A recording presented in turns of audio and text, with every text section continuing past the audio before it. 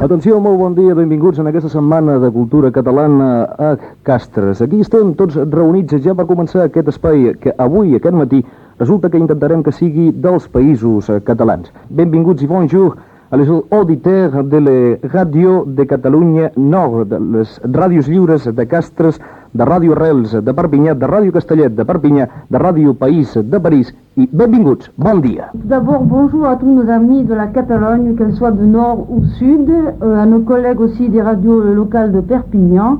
Je parle au nom des radios locales de Castres, c'est-à-dire de Radio Tarn Sud et Radio Musique Française. Alors, je vais poser ma question. Quels sont les objectifs qu'apporte cette semaine culturelle catalane? Bonjour, Claude du service animation de Castres. Tout d'abord, pour Castres, cette manifestation fait suite à la période organisée en 82 et consacrée à la culture maghrébine. Cette manifestation inaugurée hier va se dérouler jusqu'au 8 mai. Nous avons fait éclater dans toute la ville les différents moments de cette semaine. Plusieurs récitals, expositions, conférences, projections vidéo vont s'y dérouler. Nous souhaitons que cette manifestation permette à ceux qui ne connaissent pas la Catalogne ou à ceux qui la connaissent un petit peu de la redécouvrir et par là même de créer des liens nouveaux. En directe, emissores municipals de Catalunya, ràdios lliures de Castres, Ràdio Rels de Perpinyà, Ràdio Castellet de Perpinyà i Ràdio País de París. I estàvem a València, de València, dels països, d'aquesta part dels països catalans, passem a la Catalunya Nord, perquè concretament hi ha hagut gent de la Catalunya Nord que ha participat molt directament en aquesta Setmana Cultural Catalana de Castres. Entre ells ja tenim aquí al nostre costat en Jaume de l'Oncle, que és conservador del Museu de la Casa Pairal de Perpinyà. Jaume, bon dia, i explica'ns quina ha estat la participació d'aquesta gent de la Catalunya Nord en aquesta Setmana Cultural o Setmana de Cultura Catalana de Castres. Bon dia. Nosaltres, de Catalunya Nord, hem posat verdaderament un punt d'honor de venir aquí participar en aquesta trobada, diguem, aquesta Setmana Catalana de Castres. És la primera vegada que sortim d'aquesta falsa regió de llengua de creació, que cal dir, entre guilletes, i, doncs, és una qüestió d'honor. La Casa Pairal presenta una part de la nostra cultura, és a dir, del nord, és a dir, de les arts i tradicions populars, a través de coses senzilles, populars, simples, de la nostra vida, del Rosselló i de Cerdanya, com, per exemple, parlem dels focs de Sant Joan, que a casa nostra és tot un símbol molt important i molt seriós també, diguem. Doncs representem aquí una part de la cultura catalana, però intentem també amb els amics i els companys de Catalunya Sur de construir una mena d'unitat dels països catalans aquí, dins la bona vila de Castres. És també un goig immens de recrear també aquesta unitat a través d'aquesta xarxa radiofònica.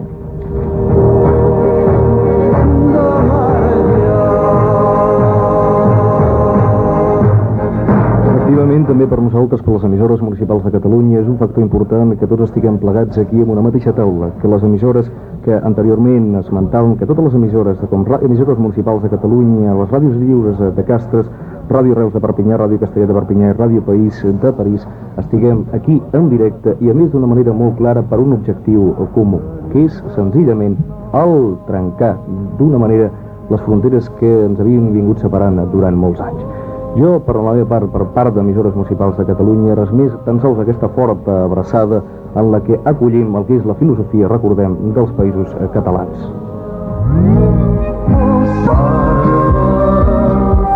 D'aquells temps que parlen tots, deixa'm que la canalla dirà un vers. Un home important de la terra és en Santi Vendrell. Moltes d'aquestes activitats que també han estat dirigides a la cançó, com per exemple l'actuació de la Teresa Rebull ahir la nit, que també després escoltarem a la Teresa Rebull.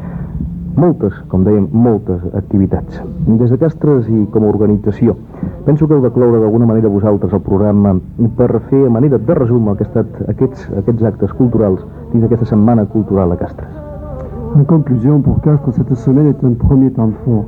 Un prolongement est déjà en préparation et se déroulera pendant la foire économique. Nous souhaitons qu'après cette première manifestation et cette année consacrée à la culture catalane, des échanges ponctuels ou d'autres natures soient organisés. Era en Claude Delonde del Service d'Animació de Castres.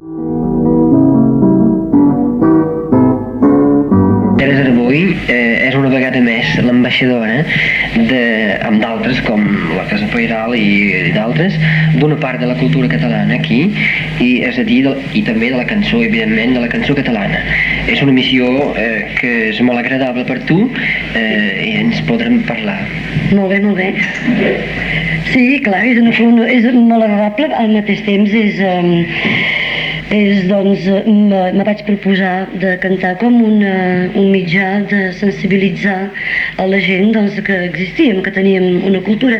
El que passa és que fa tants anys que jo repeteixo el mateix, que hem de sensibilitzar la gent i que tenim una personalitat, que ara quan ho dic sembla que ja sigui un eslògan sense to ni so, perquè és molt trist que els catalans cada vegada que fem coses ens hàgim de justificar que som catalans, i és normal. Catalunya sempre ha tingut una cultura, doncs anem fent coses, i jo ho faig amb molt de gust i estic molt contenta quan represento Catalunya Nord, perquè de fet jo sóc nascuda en el Vallès, a Catalunya Sud, però Catalunya Nord a mi em va obrir els braços i estic exilada perquè sóc una exilada de la República, i de totes maneres estic molt integrada al país, i per mi només hi ha una Catalunya, que és per tot on se parla català, per mi és Catalunya, i no hi ha doncs problema, no?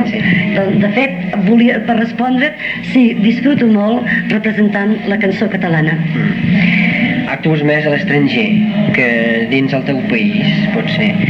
Quin és el teu públic de fora, i com ho sentes, i com és rebuda, com és escollida? Això, mira, he de dir-vos, vaja, que la qüestió de llengua per mi no ha posat mai cap obstacle, mai cap obstacle, i jo m'he trobat amb públics numerosos de diferents categories socials i polítiques i de races, si és que hi ha races pel món, diuen, no, doncs, però he cantat davant de xinets, de negrets, de vells, de joves, de nens i nenes, de tot, i no he estat a l'estranger, per exemple, en llengua francesa o alemana, perquè és on he anat també molt, he cantat molt per allà, i mai hi ha hagut un obstacle, perquè jo crec que a part del llenguatge, del llenguatge parlat, hi ha una comunicació que es fa entre la gent, que és la comunicació espiritual, i això pot venir a través de la veu, a través d'una mirada, a través de tocar una persona. Hi ha una comunicació que es produeix,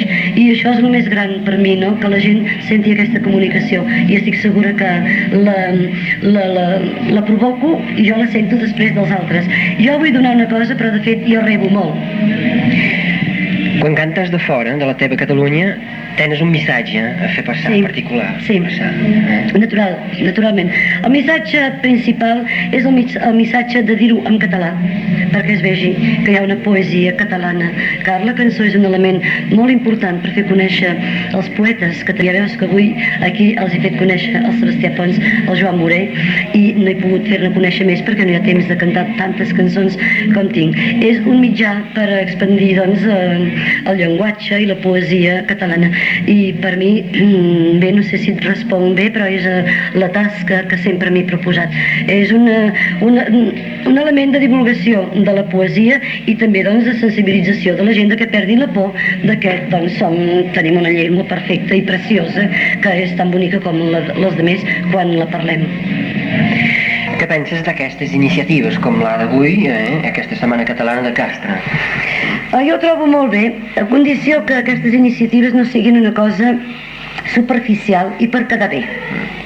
És a dir, que a vegades es fan iniciatives, se fan per dir, mira, hem fet una festa així o aixàs, i hem fet venir gent del sud, i ja està, i ens quedem tranquil·lets a casa. Crec que les trobades d'aquesta manera s'haurien de fer amb molt d'acord, s'haurien de fer amb molt esperit de sacrifici, de mobilitzar a molta gent, perquè jo crec que no s'ha mobilitzat tanta gent com és això. Potser no s'ha de dir, però cal dir-ho, per què no? Aleshores potser és un camí que s'ha d'anar fent i es farà. De totes maneres ho considero interessantíssim, perquè està sobre els papers que s'ha fet això, i hi ha hagut, doncs, una trobada entre gent de Catalunya Sud, representants de la Generalitat, i el batlle d'aquí, que ha estat molt, molt simpàtic, i tenen una dinàmica, em sembla a mi, que amb el que fan a Castres és un exemple que podríem seguir molts, Trobo que sí que s'ha de fer, s'ha d'anar fent. Quins són els millors records de recitals de cançó a l'exterior dels països catalans que tens? Els més bons records, te n'en riuràs, però els més bons records són quan jo venia a cantar des de París amb una R8 atrotinada i que venia a Elna o a Canet de Mar amb una tramuntana que s'ho emportava tot i cantava per 3 o 4 persones perquè eren els primers inicis. Quina època?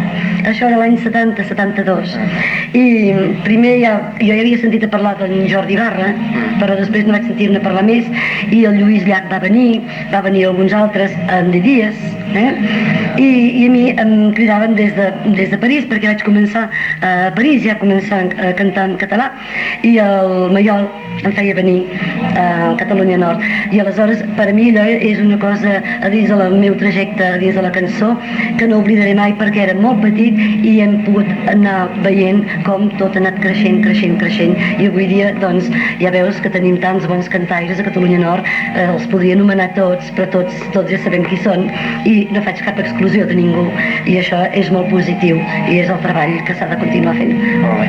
Tens projectes concrets per al futur immediat, diguem? Sí, bé, jo tinc coses, tinc d'anar a cantar, m'han per anar a cantar a Alemanya, però ara no tinc gaires ganes d'anar-hi perquè passen moltes coses i estic empipada amb tot el que està passant, i aleshores et diré que no tinc el cor d'anar a cantar perquè hi ha problemes enormes que m'inquieten moltíssim i a vegades em demano per què carai tinc d'anar a cantar, però és un públic que he de saludar perquè s'ha portat sempre molt bé amb mi, el públic alemany, amb un respecte molt gran i amb una comprensió tremenda dels problemes de les nacionalitats i de les regions, perquè ells ho tenen solucionat, tenen una república federal i aquí no hi ha problema, allà tothom se respecta, cadascú, jo això ho dic per a casa meva, per Catalunya Sur, perquè doncs hi ha una mentalitat centralista molt dura a fer-los comprendre això, i segurament que els francesos comencen a comprendre-ho, però també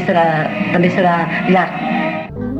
À tous nos amis catalans, je vais dire aussi à nos amis du Tarn d'assister, plutôt de venir avec moi à tous les actes qui auront lieu durant la semaine catalane. On va commencer par le premier. Je les invite à venir assister au récital de Jordi Bar, dont nous aurons un entretien que l'on diffusera demain matin dans notre émission de 11h midi sur RMF.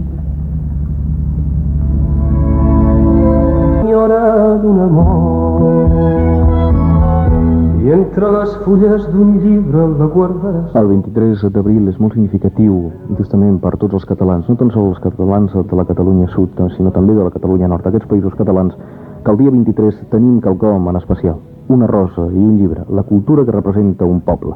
Aquest poble que estem avui aquí en aquesta taula. Recordem en directe emissores municipals de Catalunya, Ràdios Lliures de Castres, Ràdio Reus de Perpinyà, Ràdio Castellet de Perpinyà, Ràdio País de París. Res més per avui, tan sols, sí, una cosa darrere, un adéu per part nostra i tots i cada un amb el seu idioma. Un adéu que sí que demanaríem que fóssim tots junts, tots els que estem aquí, en aquesta sintonia de fons. Una data important, 23 d'abril. Mentre, doncs, adeu-siau. Adéu. Fins a una altra.